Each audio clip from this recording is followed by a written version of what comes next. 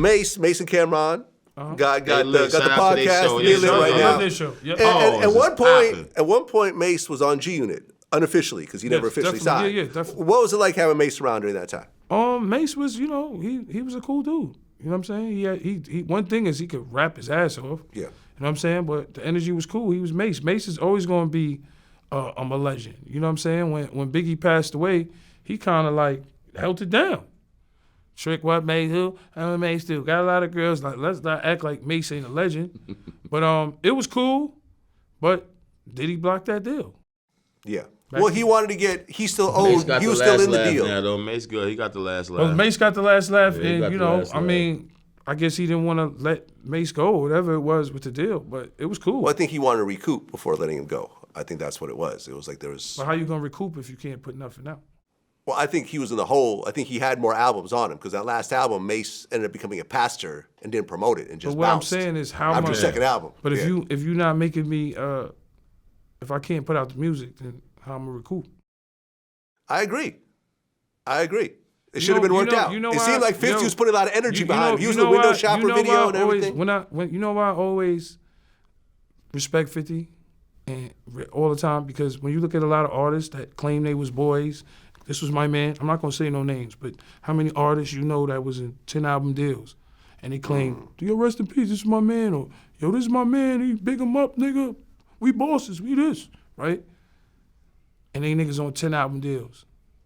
Niggas is pulling guns out on each other. Niggas going through all kind of shit, right? And they in 10 album deals. One thing about 50, me and Banks, 2 album deal, 3 album deal, 1 album deal, 2 album deal. It was never a 10 album deal. It was never where, yo, this nigga got me in a 10 album deal. This nigga got me in some fucked up shit. I signed my shit in a hotel, because you hear it all the time. Remember I said Fabio. Yeah. No manager. No bad shit towards him, but that was his energy. But, 50 taught us. I heard him say niggas spent $90K to rent. That's a down payment on the house. So it's like you live and you learn. But when you have a nigga there to show you, see, Fifth was around and he showed us stuff, and Sha Money was around. Sha Money, he's cool. I ain't gonna step on him. I know you hate him. We said what we said last time. But see what I wish was like when I bought my first house, and these people gotta understand, to artists out here. When I bought my first house, I was fresh out of jail. I never bought a house. I never knew nothing about a mortgage. I never knew nothing about taxes, tax rates, nothing. I never knew about gentrification where my daughter's black, the only black girl in the white school. I never put these things in mind. You know what I'm saying? And like I said, no disrespect to Sha Money. I love my house. But Sha Money, your girl was a real estate agent. 50's baby moms was a real estate agent. When I came home, there was an argument of who's gonna see me in the house. She came to me, "Oh, let me show you this house." I don't have no information of what's going on. Nobody said, "Well, she's gonna get money off of selling you this house. Maybe that's why she's so eager." 50's on tour. Now I'm going off for Sha Money's guidance, right? And this is to every artist out there. I'm gonna 50 baby mom's real estate agent, Sha Money baby mom's real estate agent. She wakes me up out of my sleep looking for houses. Woo, we looking. I'm not knowing why. And I'm not saying nothing bad about it. I appreciate it. It was a lovely house, and I didn't know the reason why she was so eager. Looking for the house, look at the house. My first house, I probably wouldn't have bought a house for $1 million. I probably would have shot for a house for $500. She got $30,000 as a commission off that, right. 3%. Yeah. So what I'm saying is 2%. Yeah. So what I'm saying is I didn't realize that, and they I think they sold Banks his house. Yeah. So if your girl turned a real estate agent when we bought houses and get the money.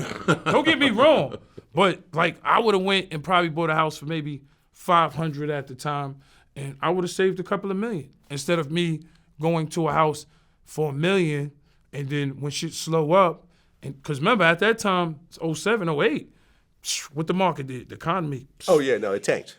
Yeah, it tanked.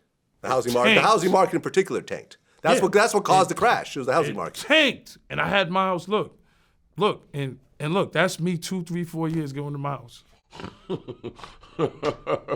Yeah. Look, I got my house in 04 going into 05. 07 and all that, the market. Boom. See, but that's only if you decide to sell at that time. If you kept it, no, it went but what back I'm up saying later is, on. like I said, it was cool. But what I'm saying is, Yeah. I didn't really need to get a house for $1 million. That's like 50 with the Connecticut crib. He bought it, and it was like he was never there. We was partying there. I got to go all the way to the East Wing, West Wing. It just was a little too much. Yeah. You got toilet problems because there's 52 toilets, and nigga ain't in the bathroom. Nigga ain't been in this bathroom in 3 years. I want a modern-sized house. But what I'm saying is I could have took a house for $500, and it would have probably saved me because you got to think about interest rate and taxes. Yeah. These are the things they need to teach niggas in school.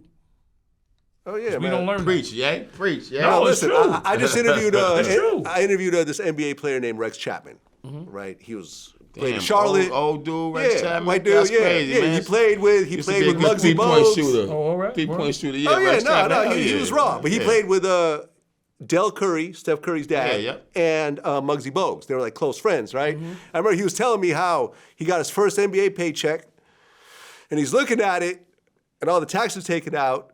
So he goes to Del Curry and says, hey, so when do I get my tax refund for all this money taken out? And Del was like, I know you're not that stupid. You can't be this dumb. He said, you really, that money's gone. That's tax money.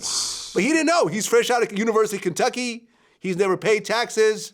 You know, they offered him $700,000 to play another year in Kentucky under the table. So he's not used to all cash. Got you. He gets his first paycheck. He's like, where's the rest of the money? Now it's gone. But it was my first payday ever. October 15th. I've never been paid, before. I've never had a job before. And I got my check and it said, I'm making this up, but $50,000. And blah, blah, blah, Social Security, federal, state, and then down at the bottom, net.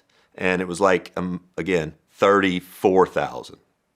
And I turned to Del and Muggsy and said, what is this? I said, all right, I've heard about tax returns. When do we get this back each year? And they said, what?